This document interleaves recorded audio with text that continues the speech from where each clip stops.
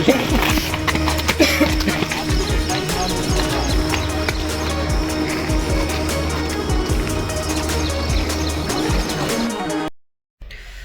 सभी को मेरा नमस्कार। मैं खेलो इंडिया एथलेटिक कोच और आज हम बात करने वाले हिल स्प्रिंट के बारे में।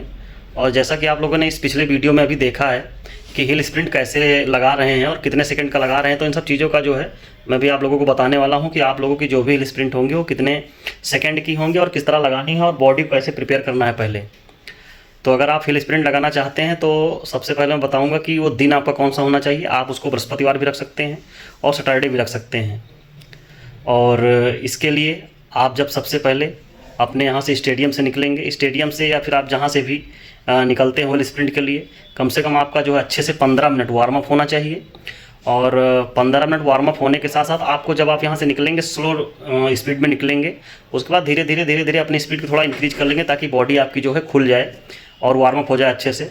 क्योंकि आउटर बॉडी तो एक्सटर्नल बॉडी, एक्सटर्नल मतलब बाहरी जो हमारी बॉडी है वो तो वार्म अप हो जाती है, बट हम बहुत कम जब वार्म अप करते हैं तो हमारी जो एक्सटर्नल बॉडी होती है, अंदर की जो बॉडी होती है, अंदर के जो पार्ट्स होते हैं वो अच्छे से वार्म अप नहीं हो पाते हैं। तो जब हम अच्छे से वार्म अप नहीं करते हैं तो क्या होता है कि अक्सर हमें इंजरी आ जाती है, कहीं ना कहीं कोई प्रॉब्लम्स आ जाती हैं, खिंच जाती है। तो उन सब चीज़ों से बचने के लिए हमें जो है पहले अपनी बॉडी को अच्छे से प्रिपेयर कर लेना है। और प्रिपेयर करने के लिए आपको 15 मिनट सबसे पहले अच्छे से वार्म अप करना होगा। और वार्म अप करने के बाद आपको स्ट्रेचिंग करनी होगी। और स्ट्रेचिंग करने के बाद कम से कम आप 2 से 3 नॉर्मल स्ट्राइड लगाएंगे। और नॉर्मल स्ट्राइड लगाने के बाद आपको हिल स्प्रिंट लगानी होंगी। अब जैसे कि मैं इसमें लगवा रहा था, हिल स्प्रिंट मेरी थी जो वो थी 10 सेकंड की, क्योंकि हमारे पास हिल ही अवेलेबल थी 10 सेकंड की। और स्प्रिंटर्स के लिए 10 to 12 सेकंड इज़ इनफ, यानी 10 से 12 सेकंड जो है काफ़ी होते हैं। बट उनको जो है स्पीड पे ध्यान देना है, बॉडी लैंग्वेज पे ध्यान देना है। बॉडी लैंग्वेज का मतलब होता है कि एक्शंस, जैसे कि upper body action, lower body action. आपका शोल्डर पूरा जो है मूव नहीं करना चाहिए कि आपका पूरा शोल्डर जो है ऐसे मूव कर रहा है। आपके प्रॉपर जो है हैंड्स ऐसे चलने चाहिए, प्रॉपर जैसे एक रनिंग एक्शन में हैंड्स चलते हैं वैसे हैंड्स चलने चाहिए। तो इन सब चीज़ों को विशेष ध्यान रखना है। आपको स्पीड तो उसमें इंक्रीज करनी ही है, बट आपको इन सब चीज़ों को ध्यान देना है कि आपके जो रनिंग एक्शन है, आपकी बॉडी का जो एक्शन है दौड़ते समय, वो प्रॉपर होना चाहिए।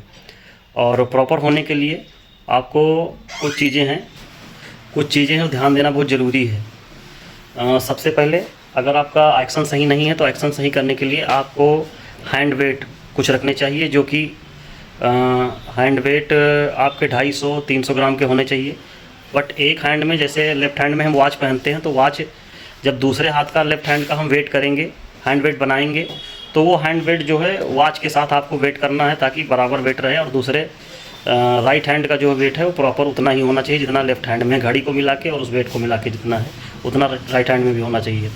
आप उसको लेके जो है इजी रनिंग कर सकते हैं। इजी रनिंग से आपका जो है upper body action, hand action सही हो जाएगा। तो अब दोबारा वापस आते हैं हिल स्प्रिंट पे।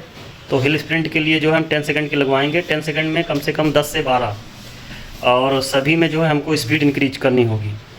जैसा कि हमने पहली लगाई, पहली लगाने के बाद जो है हमने एक नॉर्मल टाइप की लगाई ताकि हमारी बॉडी जो है प्रिपेयर हो जाए। और धीरे धीरे एक जो है डेडलाइन बना देंगे और उस डेडलाइन पे जो है हमको धीरे धीरे पहुंचना होगा। सभी खिलाड़ियों से बोल देंगे कि ये डेडलाइन है, आखिरी स्प्रिंट जो है वो इस डेडलाइन को पार करना होगा। उसके पहले, डेडलाइन के पहले ही सारी फिनिश करनी होंगी ताकि धीरे धीरे सारे में स्पीड इंक्रीज होते चली आए। और स्पीड इंक्रीज करने के लिए कंट्रोल करना होगा अपने आप पे। और कंट्रोल करने के लिए पेस का, रनिंग का जजमेंट होना चाहिए कि हमको कितने तेज़ जाना है। तो पहली दूसरे से फास्ट, दूसरी तीसरे से फास्ट, चौथी और तीसरी चौथे से, चौथी पाँचवें, पाँचवें से छठे, मतलब धीरे धीरे एक के बाद एक फास्ट थोड़ा करते जाना है। जैसा कि 60%, 63%, 66%, 70%, ऐसे करके हमको जो है अपनी स्पीड बढ़ाते जाना है। और स्पीड के साथ साथ बॉडी एक्शन का भी ध्यान रखेंगे कि बॉडी एक्शन हमारी प्रॉपर होनी चाहिए, और leg action and hand action. तो ये जो भी चीज़ें हमने आपको बताई हैं उन सब चीज़ों पे बराबर आपको ध्यान देना ज़रूरी है। और ध्यान देना इसलिए ज़रूरी है ताकि आपका रनिंग एक्शन एंड स्पीड दोनों इंक्रीज हो। और किसी प्रकार की कोई जो दिक्कत होती है, आपको अगर कुछ पता नहीं है, कुछ समझ में नहीं आया, तो आप लोग उस चीज़ को पूछ सकते हैं हमसे और कमेंट कर सकते हैं। किसी प्रकार की कोई प्रॉब्लम नहीं। और बाकी आप फॉलो कीजिए वर्कआउट को। Okay, thank you.